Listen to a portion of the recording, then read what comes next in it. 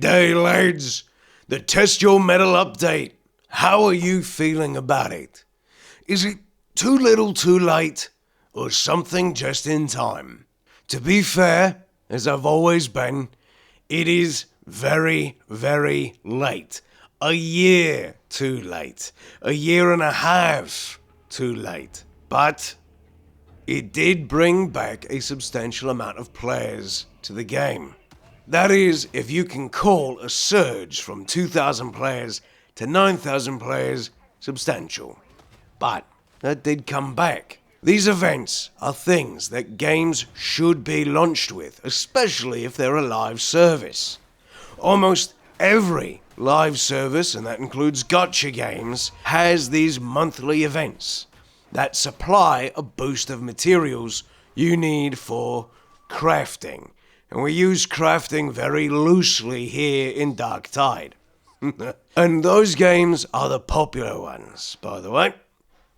It is nice to see it here now, for sure. I'm enjoying having a themed event that forces players to engage with the new weapons. This can allow the player base to provide actual feedback on the weapons and hopefully guide Fatshark in the right direction, with less debilitating nerfs to weapons that are shining and bringing the weapons they have crippled into oblivion back to functional use. I'm talking about the bolt gun, lads. I'll miss that little lass. Even so, this event is nice. And Fatshark, you need to keep them coming every month.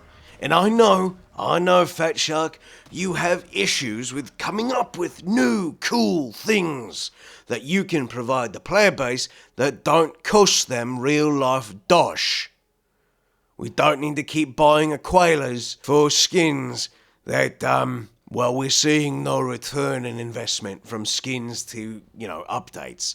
They're too slow for players to realise that, maybe the skin money is going to update in the game. They're too far spread out. So, let me help you, okay? Don't push back, hear me out. I want to see any ideas that the players might have down in the comments.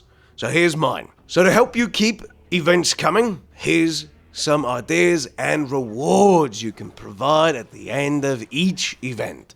So you'll have your tiered rewards, keep them at all those, plasteel and diamantine, keep those there, but add a nice big reward at the end. So, free high quality cosmetic weapon rewards on weapon events like we have with Test Your Metal. You can continue providing us the plasteel, diamantine and autos, as I said. And at the end, you can provide us a free skin for one of the weapons that were in the event. This allows you to recycle events, so you can keep using them over and over again. What do you think, Darktide? Sounds pretty good. But the best part is, you can do this with all different weapons in events. And maybe you could even provide a high roll transcendent, that's the yellow ones, lads, weapon of that weapon event or series. So for this one, where we've got the shock moles, we've got the pickaxes, we've got the double barrel, and we've got the bolt pistol. Let us choose from one of those, and we get a transcendent high roll of those weapons. Something to make us feel like, hey shit, this was worth it to do. So that's one. Themed character events for each class, providing a themed high quality free skin themed to that event. This gives you 4 skins and 4 events. Give everyone a reason to play all the classes and complete them faster. Have a squad of 4 Ogrins. Everybody loves a Brogrin squad, no matter how ridiculous it looks. Have 4 Zealots, 4 Psychers, 4 Veterans. And then you could break them up even. You could do 2 Veterans, 2 Psychers, 2 Veterans. You know what I mean. You have the options. They're there. Use them. That's another event series. That's already, we'll call that, I don't know, I'm probably underselling it on the basic math section, but we'll say that that's 12 events plus, eh? It's probably 12 events plus. Then there's the material grinds. Collect X amount of, we'll say, plasteel across your missions. Then, at the end of each one, instead of giving plasteel as a reward, you could do doubles of diamantine or ordos, and then at the end of the event, you provide players with a huge payout of plasteel to compensate for not giving them rewards at those other tiers. You could do this with diamantine. Now there's 2 different ones. Or you could do it as a combo and still provide plasteel and diamantine as rewards for each section. And then at the end, you give a big ass reward of plasteel and diamantine. You know it's a smart idea. It will get people to try other weapons. Next, Howlet's Greed. All materials on maps are now autos.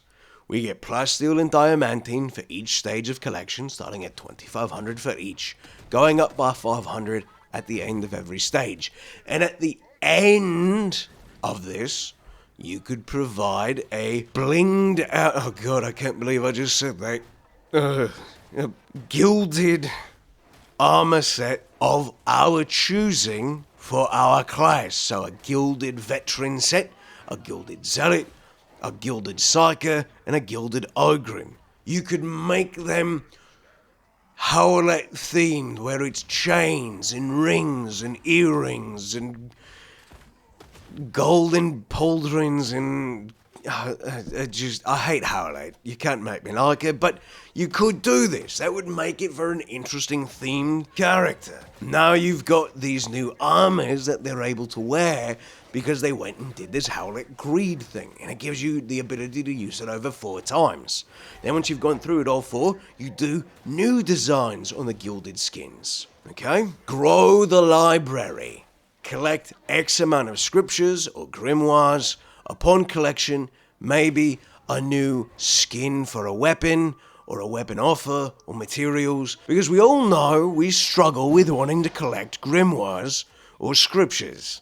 So, this would give players a reason to. They're still getting the rewards of plasteel, diamantine, and autos, but at the end, maybe there's a grimoire-themed weapon skin. Or maybe there's some armor skins now that have some scriptures laying about the armor, a little bit heavier maybe. Some ideas. Then there's the mission type events. Complete mission X and mission Y for rewards. And at the end, you could give it up, again, special armor skins, special weapon skins, weapon god tier rolls, or more materials. All these things that you have in your ability to use, you need to. You need to keep these events coming regularly. If you don't, the game will die. If you keep them coming regularly, 1 a month, you will have a player base that is excited to engage, is excited to play, and is looking forward to making these events a huge part of the story. Now, the other thing you can't do, Fatshark, this is a big can't do. Don't do it. Do not go and make these a you need to play for X amount of hours every day for the entire series that this is going on, so you can't play any other game. You just have to play Darktide for 8 hours a day to get all the rewards. If you do that, you will lose players again, and the game will die, and you will look like a bunch of Karking idiots more than you already do. I'm sorry, I'm getting heated. But it's one of those things that I really want this game to succeed. I like Darktide a lot. It's why I'm critical of it. It's why I praise Fatshark when they do well. It's why I criticize when they need criticism. We can't just tote their hoses and make them think they're doing great when they're slow and lollygagging. With these examples, you can get yourselves a player base that returns, is here to engage with the content that will provide them cool rewards and new ways to engage with the game. As I've said, it would also draw players back, and as loath as I am to say this, please do not be upset with me, lads, but you know it, I know it, everybody knows it, It would allow Fatshark to make more money on Howlett's skin shop. God, that sounds really morbid, but very appropriate for the grimdark universe of 40k. Yes, it would allow you for more players who would want to spend more money on your skin shop. And I wish you would lower the prices of the skins. Fatshark, I do, because they are not worth what you're asking for right now. They're not. Everything needs to be lowered by a good 600, right? Bring those 2900s down by 600, and bring those standard sets down by 600, and bring all the single items down, by 400. A hat is not worth 700. I'm sorry, it's not.